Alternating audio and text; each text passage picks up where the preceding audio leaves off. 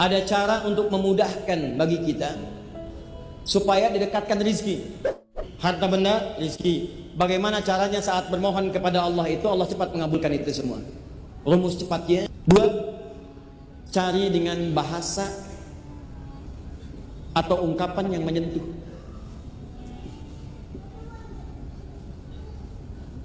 Ungkapkan doa itu dengan ungkapan yang menyentuh. Cari kalimat-kalimat terbaik. Kalau Anda cuma berkata, ya Allah kabulkan, jangankan Anda, yang lain juga begitu. Ya Allah besok saya mau ujian, ya Allah tolong mudahkan, jangankan Anda, teman Anda yang lain 100 orang juga begitu. Tes, misalnya CPNS, yang daftar 10.000, setiap orang mengatakan, ya Allah mudahkan, ya Allah luluskan saya untuk tes besok, jangankan Anda, yang lain juga begitu. Maka bagaimana caranya cepat dimudahkan itu? Maka teman-teman sekalian, cari kalimat yang paling menyentuh, karena Allah punya sifat, diantaranya sifat yang sangat perasa. Allah itu maha lembut, latif, yang diantara kelembutannya cepat merasakan apa yang dimohonkan oleh hambanya. Begitu Anda cari ungkapan yang sangat menyentuh, maka seketika Allah kemudian balas, bahkan pada sekian detik yang tanpa Anda sadar. Contoh, Nabi Ayub mengatakan, lihat kalimatnya, wa anta arhamur rahimin. Ya Allah, kalimatnya singkat tapi padat. Ya Allah, penyakit ini mulai mengganggu saya ibadah. Saya pengen khusyuk menyembahmu ya Allah. Saya pengen khusyuk beribadah, cuma terganggu oleh penyakit ini. Sedangkan engkau orang yang paling sayang, maaf, sedangkan engkau sosok yang paling sayang kepada saya. Sedangkan engkau sosok yang paling sayang terhadap saya. Kalau yang paling sayang saja tidak menyembuhkan, kepada siapa saya mesti memohon? Lihat kalimatnya. Sedangkan engkau sosok yang paling sayang kepada saya. Kalau yang paling menyayangi saja tidak menyembuhkan, kepada siapa lagi kemudian saya mesti memohon? Sama persis dengan minta ampun. Antum pernah berbuat salah, tidak ada manusia yang sempurna. Kemarin keliru, pernah mencuri, pernah zina, pernah minum dan sebagainya. Tiba-tiba ingin tobat, cari kalimat yang menyentuh. Perhatikan lisan Nabi Isa ketika bermohon kepada Allah, memohonkan ampunan untuk umatnya. Ya Allah, mereka memang salah. Ya Allah, kesalahannya banyak ya Allah. Tapi kalau engkau ampuni, engkaulah yang punya sifat penyayang. Tapi sekalipun harus dihukum, mereka hambamu ya Allah. Antum punya anak, anak antum nakal, merusak kehidupan rumah tangga, buruk pada antum. Tiba-tiba satu kali pengen minta maaf, dia gandeng seorang ustadz. Begitu datang di rumah antum, ustadznya bicara, Bu, ini memang banyak kesalahannya, mungkin sudah tidak terukur lagi Bu, tapi saya mohon pada ibu, kalau ibu maafkan, ibu kan punya sifat kasih sayang. Tapi kalaupun ibu mau marahi juga, ini anak ibu yang ibu lahirkan lewat rahim ibu. Ibu berikan aslinya, ibu sayangi, sekarang dia mau kembali. Demi Allah saya katakan, begitu kalimat itu muncul, jangankan kata-kata kasar, tangisan yang pertama keluar. Anda aja manusia punya sifat kasih, apalagi Allah yang Maha Rahman dan Rahim. Begitu Anda mohon dengan kalimat-kalimat yang indah, maka turun jawaban pada saatnya. Ya Allah, hamba sadar hamba berbuat maksiat banyak. Hamba sadar dosanya ya Allah begitu berlimpah. Tapi hamba yakin engkau yang pernah berjanji akan mengampuni setiap hamba yang bertobat. Ya Allah, aku hambamu, aku ingin kembali. Kalau kepada yang menerima taubat saja tidak dikabulkan, kepada siapa lagi hamba mesti kembali? Begitu Anda sampaikan kalimat itu, seketika turun jawaban dari Allah Subhanahu wa taala. Nah, Nabi Ayub pernah menggunakan kaidah ini. Gunakan untuk ibadah, cari kata-kata yang menyentuh, maka apa jawabannya? Fastajabna. Menggunakan fa, harfu atfin rabitin baina syai'aini bila hudud. Huruf yang merangkai dua peristiwa tanpa jeda. Peristiwa pertama berdoa, peristiwa kedua mengabulkan. Antara doa dengan mengabulkan tanpa jeda. Begitu selesai doa, dikabulkan. Ini dia rahasianya. Cepat-cepat terakhir, Nabi Zakaria, beliau diuji setelah berumah tangga, tidak punya keturunan, divonis oleh medis, gak mungkin, istrinya monofos dan mandul, maaf. Apa yang dikerjakan? Beliau bermohon. Apa permohonannya? Nih, 1, cari kata-kata yang menyentuh tadi. Maka buka Quran surah 19 ayat 3 sampai dengan 15. Kata beliau, ya Allah, saya itu selalu bermohon kepadamu tanpa putus asa. Dari mulai menikah sampai rambut beruban, fisik sudah letih, gak pernah putus asa. Saya yakin kau pasti kabulkan. Kalau sampai beruban juga belum dikabulkan, sampai kapanpun saya akan minta, saya mohon dan tidak putus asa. 2, wa kanu yusari'una fil khairat. Cepat berbuat baik, niatkan ibadah kepada Allah Subhanahu wa taala. Maka kalau Anda punya kesulitan yang sama, cepat lakukan itu, mohonkan kepada Allah dan kerjakan untuk niat ibadah kepada Allah Subhanahu wa taala. Jelas? Baik, saya tutup terakhir. Ini sudah. Ini yang ini. Di spesial, saya akhiri bagian terakhir. Ada cara untuk memudahkan bagi kita supaya didekatkan rizki. Rizki itu sifatnya luas. Pengetahuan, rizki. Ketenangan, rizki. Termasuk keturunan, rizki. Harta benda, rizki. Bagaimana caranya saat bermohon kepada Allah itu, Allah cepat mengabulkan itu semua. Rumus cepatnya, buka Quran surah ketiga Ali Imran ayat 35 sampai 37. Kalau orang tua menyiapkan ini dari awal, bahkan maka anak yang akan dijamin mudah rezekinya oleh Allah dari sisi yang orang tuanya tidak menduganya. Cara pertama, tahan baik-baik. Idh qalat imra'atu Imran rabbi inni nadartu laka fi ma fi batni muharrara fataqabbal minni. Cara pertama, antum mesti bernazar kepada Allah untuk memperbaiki diri. Berjanji, ya Allah, mulai saat ini hamba ingin jadi hamba yang baik dalam pandangan-Mu. Mohon bimbing hamba. Jadi pertama yang antum harus kerjakan, tapikan dulu hal yang buruk, taubat dari maksiat, jauhi maksiat. Kalau ingin semua dimudahkan oleh Allah dan doa cepat diijabah, apapun yang dimintakan seketika. Bahkan hebatnya, belum minta sudah dipenuhi. Ada orang-orang yang belum bermohon langsung dikabulkan oleh Allah. Dia belum bermunajat, besoknya tiba-tiba maaf akan bekerja, orang macet, dia mudah. Tiba-tiba rezekinya datang dari sisi yang tidak dia duga. Mau belanja makanan, makanan datang ke rumahnya. Pengen beli buah, orang ada yang ngantarkan. Belum dikerjakan, jawaban datang.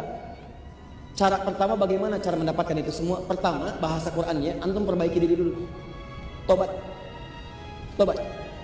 Bahkan bahasa Qur'annya, kalau seorang ibu, ya Allah saya bernazar, anak ini saya siapkan jadi anak baik. Siapkan. Kalau kembali kepada kita, janji kepada Allah, ya Allah saya tobat ya Allah. Saya berjanji akan menghilangkan semua segala hal yang engkau anggap buruk. Saya akan berusaha. Pertama, tobat. Dua, tahan. Wa inni sammaituha Maryam wa inni u'idzuha bika wa dzurriyyataha minasyaitonir rajim. Masih kaidah tobat, tinggalkan kemudian bujuk rayu setan, jauhi perbuatan maksiat. Yang paling indah, ini bagian keduanya. Perhatikan baik-baik. Yang kedua, siapkan diri untuk berbenah, untuk meningkatkan ibadah kepada Allah Subhanahu wa taala dengan meningkatkan level yang tidak biasa. Tahan. Level yang tidak biasa. Contoh. Orang siangnya makan, antum puasa. Orang puasa Senin, antum tambah Kamis. Orang Senin Kamis, antum ayamul bid. Orang ayamul bid, antum puasa Daud Isya. Orang puasa Daud sudah nggak ada lagi. Dia Daud, saya Sulaiman. Oh, nggak bisa. Nah, ini udah ngaco. Pokoknya intinya, setiap ada peluang meningkatkan yang lebih baik, antum ambil level yang lebih tinggi. Malam orang tidur, antum tahajud. Orang 2 rakaat, 4 rakaat. Orang 4, antum 6. Orang 6, antum 8. Orang 8, antum 10. Tambah witir 1. Ingin tingkatkan lagi, silakan, gak ada batas. Kata Nabi, sepanjang mendekat kepada fajar. Tingkatkan, tingkatkan, tingkatkan. Begitu antum lakukan semua itu, apa yang terjadi? Maryam pernah disiapkan oleh ibundanya. Orang ibadah biasa di tempat biasa, di rumah. Maryam beda, langsung dibikinkan mihrab. Orang di tempat biasa, Maryam dibuatkan mihrab. Orang tahu dengan kalangan biasa, beliau mencari guru terbaik namanya Nabi Zakaria. Jadi bukan cara yang biasa. Orang cuma belajar dengan orang biasa, ini dicari orang yang paling bagus, Nabi Zakaria. Orang belajar di tempat biasa, ini dibikinkan tempat namanya mihrab, spesial mendekat kepada Allah. Begitu dikerjakan semua itu, apa yang terjadi? Lihat ayat 37 ini. Ayat 37 surah ketiga paling kiri sebelah bawah. Fataqabbalaha rabbuha biqabulin hasanin, 1, wa ambataha nabatan hasanah, 2. Ketika seseorang berikhtiar, 1, dia bertobat dari maksiat yang dikerjakan.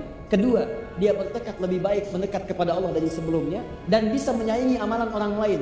Dia tingkatkan amalannya lebih daripada yang biasa. Maka kata Allah, saya akan terima semua ikhtiarnya. Nih yang hebat. Wa ambataha nabatan hasanah.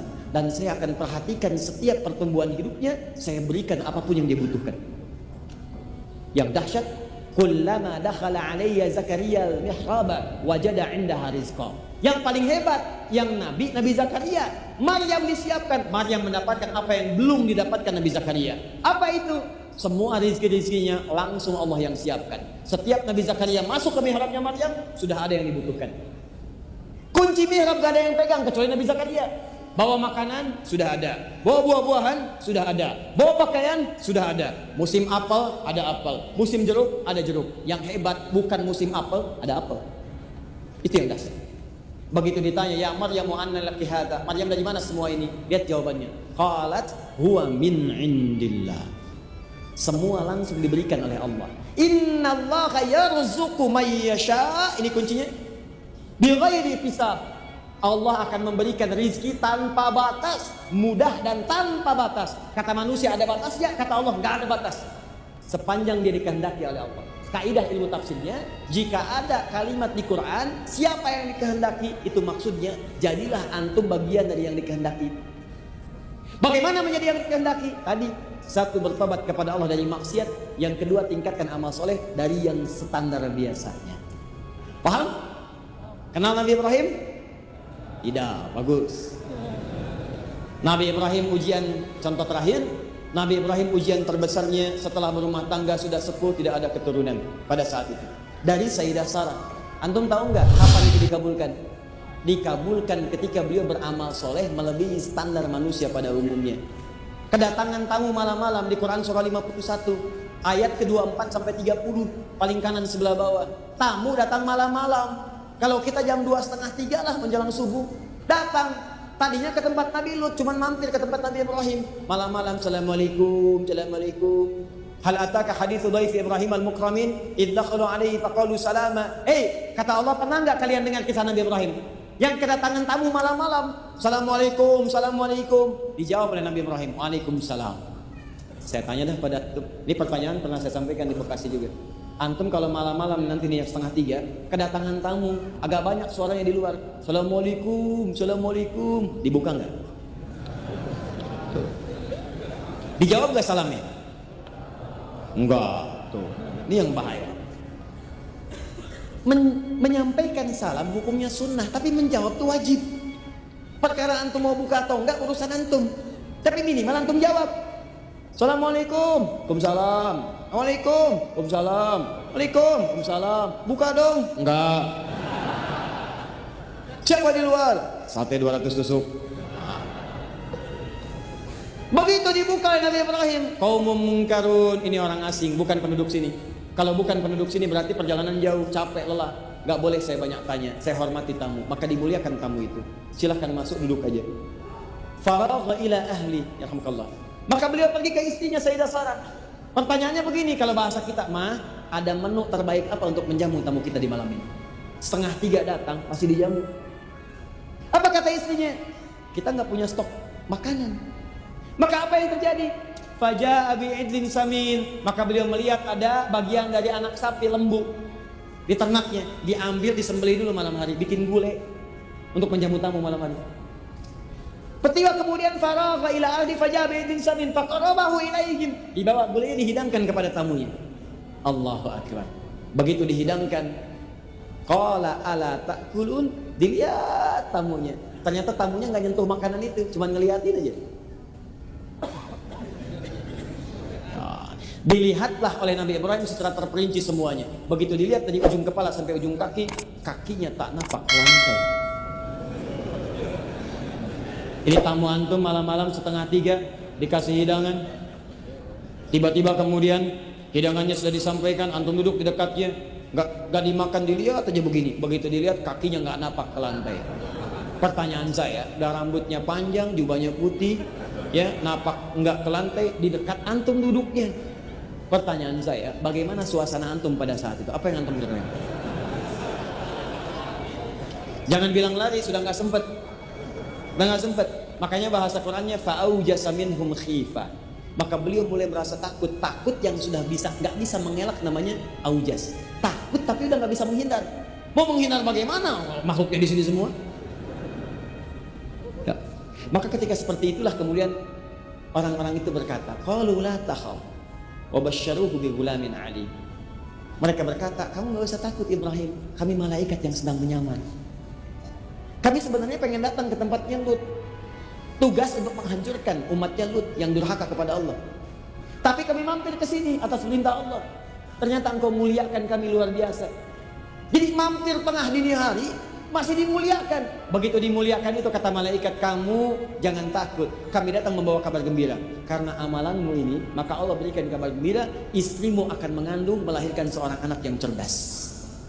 Yang dimaksudkan bukan Hajar, Sarah alaihissalam.